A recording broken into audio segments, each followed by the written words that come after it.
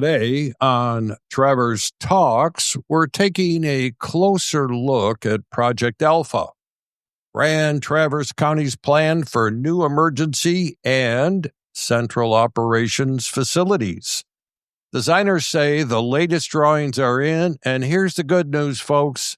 Cost estimates are trending down, even after adding geothermal, a wellness space, and some extra square footage. There's momentum to add solar and even a well system for emergency water, positioning this as a long-term resilient build. And they're typically looking at, as I understand it from the conversation, about 50 years. But there's a wrinkle. Of course, there's always a wrinkle, isn't there? An aging 1950s DTE gas line cuts through the site, raising questions about parking, land use, and future expansion. So where do things stand? What's working and what needs work? Before shovels hit the ground, let's dig in. We always do at Trevor's Talks. We'll let you listen in on the conversation so you don't have to listen to the whole presentation, which I think was about an hour and some odd minutes at the Grand Traverse County building on Wednesday, October 22nd, 2025. Anyway, the first segment is the gentleman from Cunningham Limp. They're going to be talking about some of the developments up to date, how they've saved money, how they've accommodated some of the things that the board wished for as far as the construction of the buildings. Anyway, I'm going to let you listen to that first, and then the second part of the segment here on Trevor's Talks, the gentleman from Cunningham Limp will be talking about a little bit of a hiccup on an aging gas line that runs right under the parking lot over there at the new construction, and what they're going to potentially do to work around that. Anyway, let's listen in and go from there. We do have the budget in front of us today.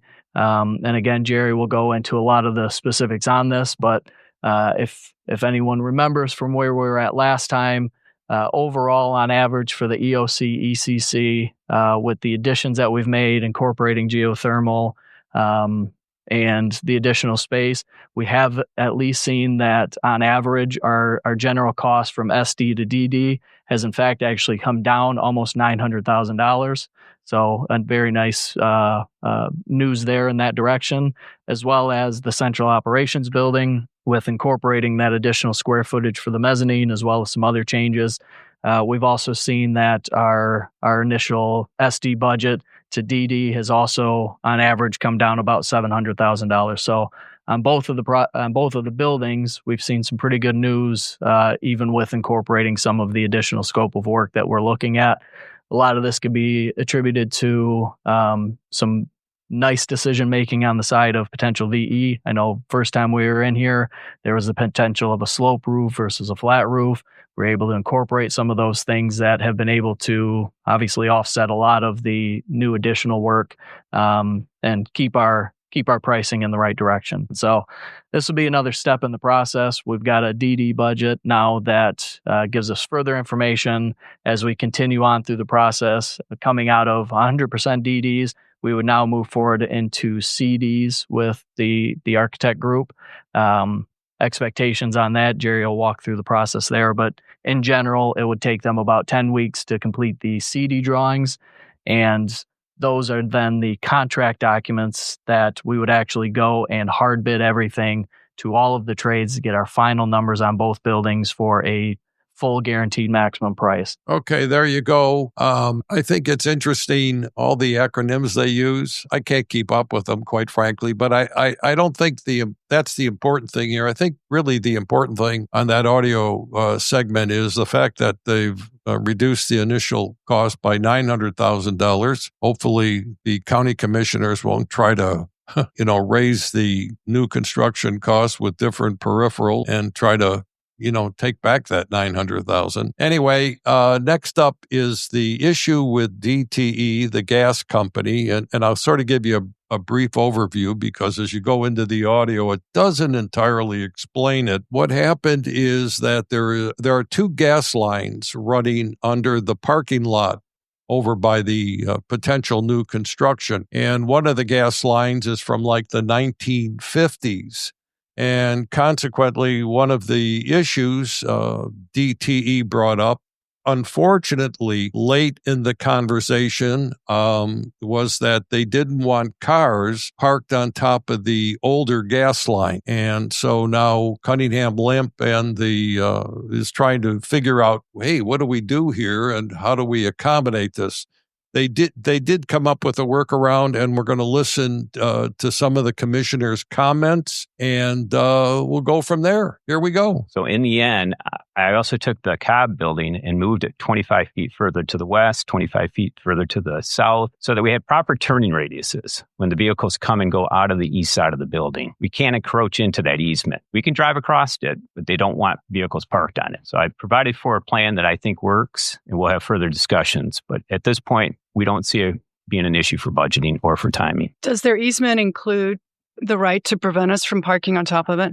No, it doesn't. So we have to amend the easement, or are they going to expand the scope of that easement? To be determined. I would assume so, to clarify it, but we had a very good conversation with them. Now, dating back in November of 2024, Jerry and crew county met with DTE on site. We walked through it. We said, this is what we're thinking.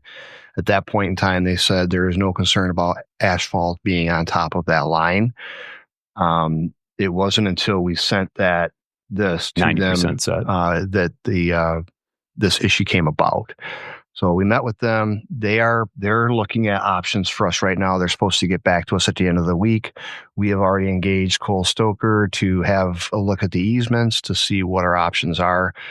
But regardless, I think the rework that Jerry has done that is probably the simplest solution to the issue. But yeah, we've talked to them about devaluing our property. The fact that any future construction on that site would be held to that easement restriction, and it's a problem for us. So this probably is a matter that is going to extend beyond Project Alpha.